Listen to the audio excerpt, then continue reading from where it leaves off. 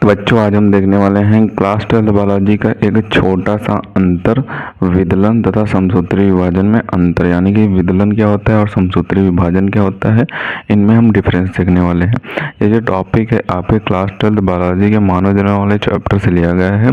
Important अंतर है, आपके एग्जाम में 3 नंबर या 5 नंबर में पूछ दिया जाता है कभी कभी, तो इसे देख लेते हैं। इसमें आपको 5 पॉइंट लिखने होंगे। सबसे पहले तो आप क्या करेंगे, इस तरीके से बॉक्स बना लेंगे। एक तरफ लिख लेंगे विदलन, एक तरफ लिख लेंगे समसूत्री विभाजन। तो विदलन में पहला पॉइंट आपको लिखना होगा कि यह युग्मनज में होता है, यानी कि जो विदलन की प्रक्रिया होती है ये युग्मनज में होती है। और जो समसूत्री विभाजन की प्रक्रिया होती है यह दैहिक कोशिकाओं में होता है, यानी कि दैहिक कोशिकाएं जो होती है उसमें समसूत्री विभाजन की प्रक्रिया होती है। विदलन में आपको दूसरा पॉइंट लिखना है कि इसमें अंतरावस्था छोटी रहती है, यानी कि जो अंतरावस्था होती है वो बहुत ही छोटी रहती है, और जो समसूत्री विभाजन की अंतरावस्था होती है वो लंबी होती है। तो दूसरा पॉइंट आपको समसूत्री विभाजन में यही बना देना है। विदलन में आपको तीसरा पॉइंट लिखना है कि अंतरावस्था में केवल डीएनए का संश्लेषण होता है, यानी कि जो विदलन में अंतरावस्था अवस्था होती है, जो बहुत ही छोटी अवस्था होती है, उसमें क्या होता है, डीएनए का संश्लेषण होता है, केवल और केवल डीएनए का संश्लेषण होता है। जो समसूत्री विभाजन में अंतरावस्था होता है उसमें डीएनए तथा कोशिका द्रव्य, जो कोशिका द्रव्य होता है, दोनों का संश्लेषण होता है। यानी कि अंतरावस्था जो समसूत्री विभाजन की अंतरावस्था होती है वो लंबी अंतरावस्था होती है, उसमें डीएनए का भी संश्लेषण होता है और कोशिका द्रव्य का भी संश्लेषण होता है।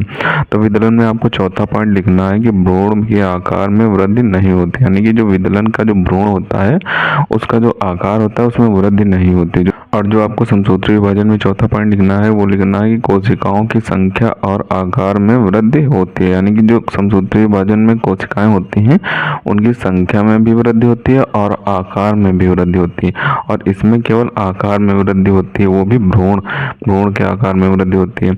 और विदलन में आपको पांचवा पॉइंट लिखना होगा कि अंतरावस्था में कोशिका में वृद्धि नहीं होती, यानी कि इसकी जो अंतरावस्था होती है उसमें कोशिका में वृद्धि नहीं होती, जो कोशिका होती है उसमें वृद्धि नहीं होती।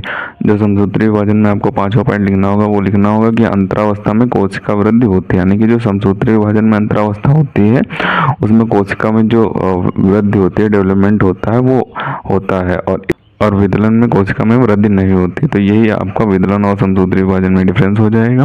तो इसका आप ऊपर से स्क्रीनशॉट कर लें और इसे आप अच्छे तरीके से तैयार कर लें। सबसे पहले इतने पार्ट का स्क्रीनशॉट करें, बचे हुए पार्ट का स्क्रीनशॉट करें। तो इसे आपको अच्छे तरीके से तैयार कर लेना है। इम्पोर्टेंट अंतर है, आपके एग्जाम में पूछा जा सकता है। मानव जन्म वाले चैप्टर में 4 अंतर थे, चारों हमने आपको करा दिए। इसे अच्छे तरीके से आप तैयार कर लें। तो इसे अच्छे तरीके से तैयार कर लें। मिलता है किसी नए वीडियो में नए टॉपिक के साथ, तब तक के लिए धन्यवाद। और अगर अभी तक आपने हमारे चैनल को सब्सक्राइब नहीं किया तो सब्सक्राइब जरूर कर लें, क्योंकि हम इसी तरीके से क्लास 12 से रिलेटेड इंपॉर्टेंट टॉपिक पर वीडियो डालते रहते हैं।